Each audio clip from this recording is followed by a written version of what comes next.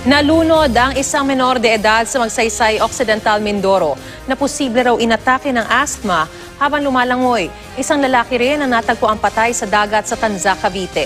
Nagbabalik si Jam Cesante Caico.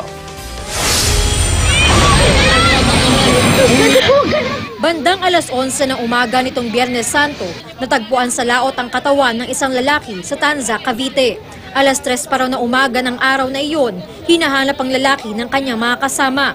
Nang matagpuan ito, wala na itong suot na pang-itaas at nagdurugo pa ang ilong. Agad siyang dinala sa ospital kung saan ito dineklarang patay na. Habang naliligo naman sa Matangkob River sa Magsaysay Occidental, Mindoro nitong Sabado de Gloria, nalunod ang 16 taong gulang na si John Marvin Hizola.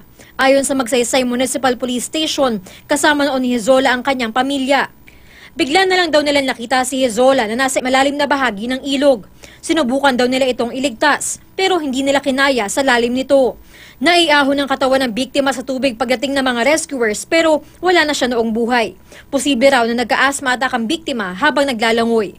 Jam Cesante Caico, GMA News.